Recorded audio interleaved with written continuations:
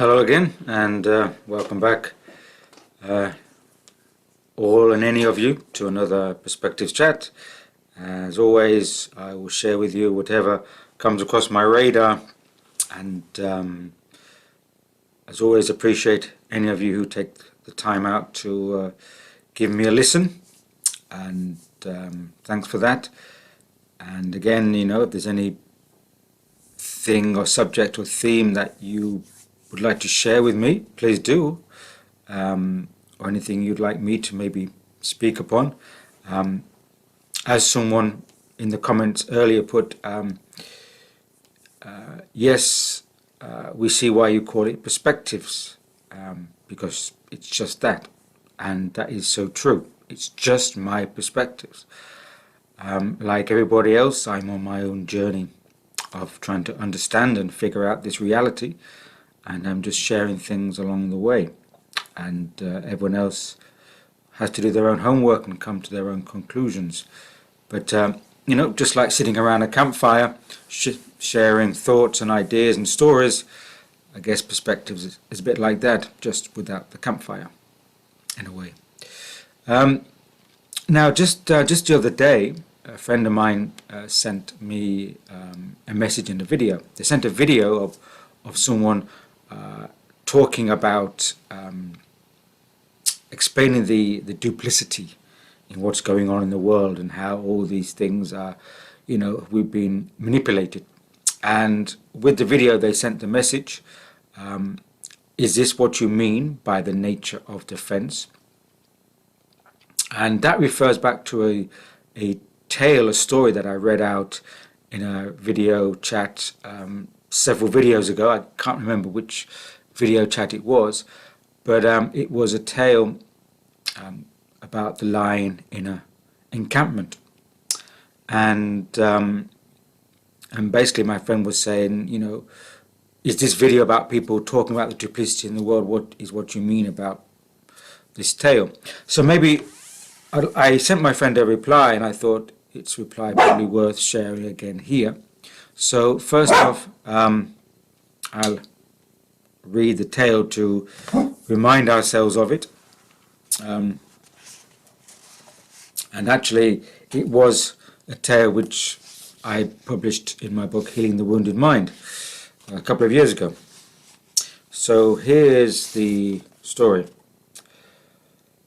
A lion was captured and imprisoned in a reserve where, to his surprise, he found other lions that had been there for many years, some even their whole life, having been born in captivity. The newcomer soon became familiar with the activities of the other lions and observed how they were arranged in different groups. One group was dedicated to socializing, another to show business, whilst yet another group was focused on preserving the customs, culture and history from the time the lions were free. There were church groups and others that had attracted the literary or artistic talent. There were also some revolutionaries who devoted themselves to plot against their captors and against other revolutionary groups. Occasionally, a riot broke out, and one group was removed or killed all the camp guards, so that they had to be replaced by another set of guards. However, the newcomer also noticed the presence of a lion that always seemed to be asleep. He did not belong to any group and was oblivious to them all. This lion appeared to arouse both admiration and hostility from the others. One day the newcomer approached this solitary lion and asked him which group he belonged to. "Do not join any group," said the lion. "Those poor ones deal with everything but the essential." "And what is essential?" asked the newcomer. "It is essential to study the nature of defense."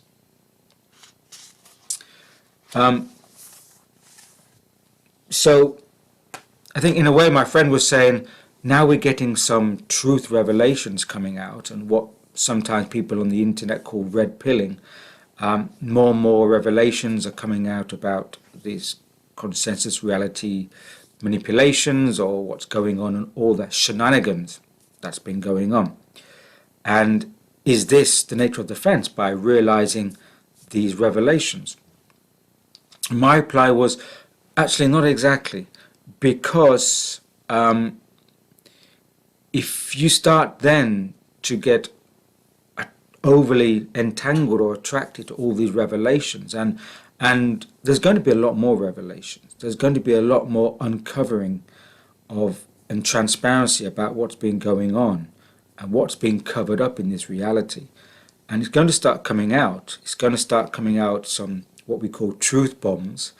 That's been happening in politics, the media, and finance, and it's going to be messy and perhaps a little nasty. But also, I think there's going to be a lot of people who are telling these truth bombs and these revelations. But that's not the nature of defense. As the story said, there are different groups. There's even revolutionary groups who are going against the camp guards. There's all types of groups.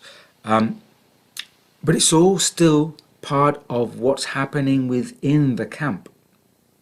So all this truth revealing and red pilling, it's still keeping people around the narratives that are in the camp.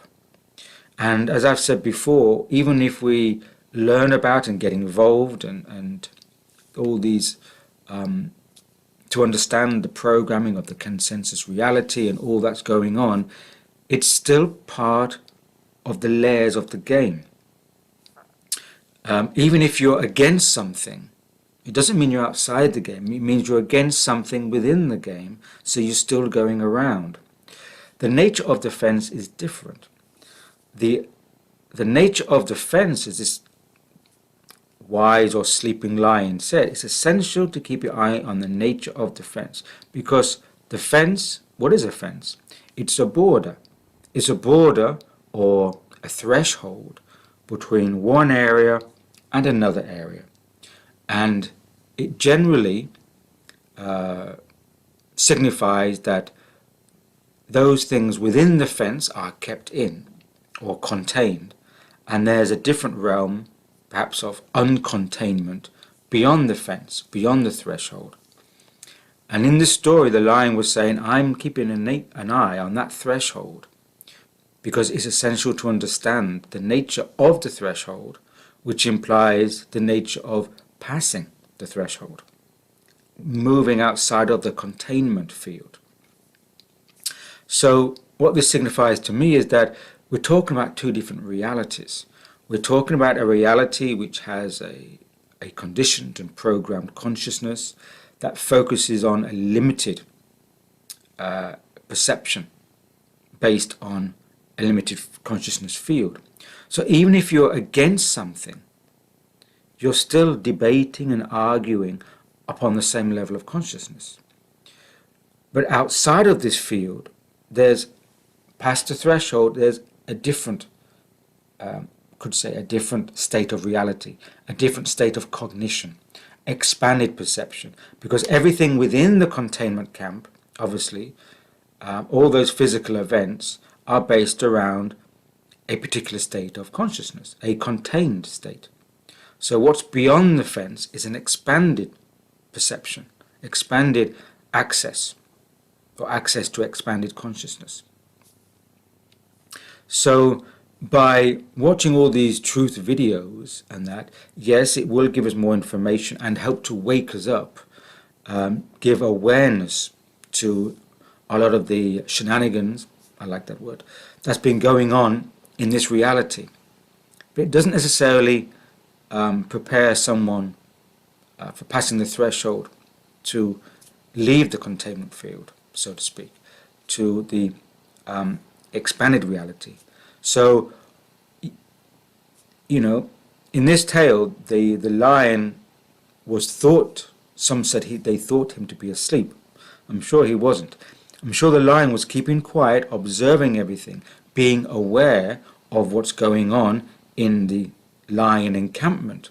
That means being aware of the different groups, the revolutionary groups, the religious groups, the political groups, the artistic groups, being aware of all those, but not getting entangled in them.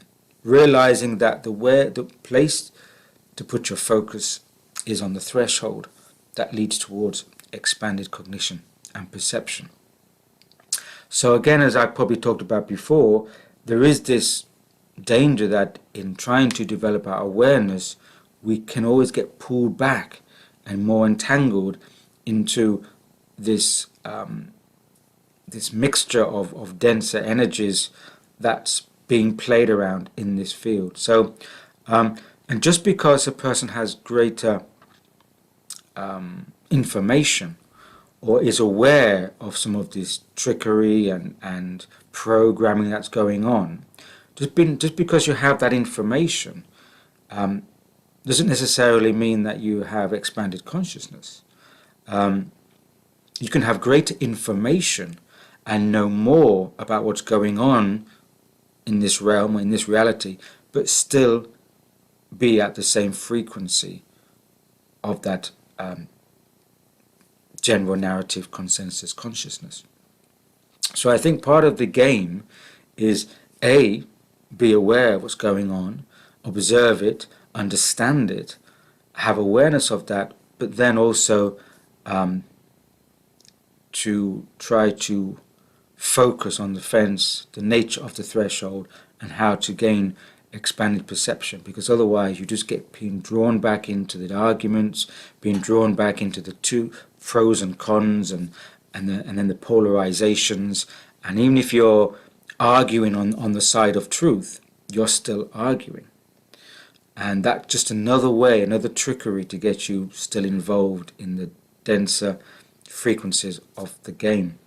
And and eventually, if you keep going back to the mass debate, then eventually you may drink the Kool-Aid, as they say, and join them. And in fact, there's another short story that points to that I want to read. I just came across it as I was shifting through my book looking for the lion story, and I thought, yeah, that could be one as well. And I don't know what it's called. I didn't give a name to it, but I think I probably called it The Crazies. So here goes. There was once a wise and powerful king who ruled in a remote city of a far kingdom. And the king was feared for both his might and his love of wisdom. At the heart of the city was a well, whose water was cool and crystalline, and all the inhabitants drank from this well, even the king and his courtiers, because there was no other well in the city. One night, while everyone was asleep, a witch entered the city and poured 7 drops of a strange liquid into the well, and said, "From now on, anyone who drinks this water will go crazy." The next morning, all the inhabitants drank the water from the well, except the king and his lord chamberlain. And very soon everyone went mad, as the witch had foretold. During that day, all people went through the narrow streets and public places, whispering to each other, "The king is mad. Our king and his lord chamberlain has lost their reason. Naturally, we cannot be ruled by a mad king. We must dethrone him." That night, the king ordered a golden cup of water from the well to be brought to him. And when they brought the cup, the king and his lord chamberlain drank heavily from it. Soon after that, there was great rejoicing in that distant city of a far kingdom, because the king and his lord chamberlain had regained their reason. So you see how when there's a mass consensus reality, everybody else wants you to join their reality, and if you don't, then you are mad, you're the crazy. And there's that constant pull to bring you into the mass vibration, so to speak. And even all this, as I said, all these debates, which have their merit to make us all aware, can have their danger that we get too entangled in them. So I would say, just as a kind of conclusion, is that we should be focused on the essential. And the essential is, in these times, we should be, I would say, humanity should be looking at how to expand its conscious awareness, because it's only from expanded cognition and perception that we can perceive and move towards evolved futures. Anything that we debate or argue or even create from the state of thinking in a limited realm within the containment pen, so to speak, will be a product of that. You know, what we create is a reflection of us, and therefore the essential thing, I would say, is not to create or argue or debate or to struggle from where we're at now based on the thinking now, but the struggle should be to get to a expanded state of perception and consciousness, and then create from there. It's like we have to do a bit of legwork first. We have to realize that there is a threshold, there is a realm, a state of advanced perception, of expanded awareness, and it does lie by the fence of where we are right now. So just wanted to say that as a kind of follow-on to the reply I gave to my good friend. And so, as always, thanks for listening, and hoping to join you for the next one. Cheers.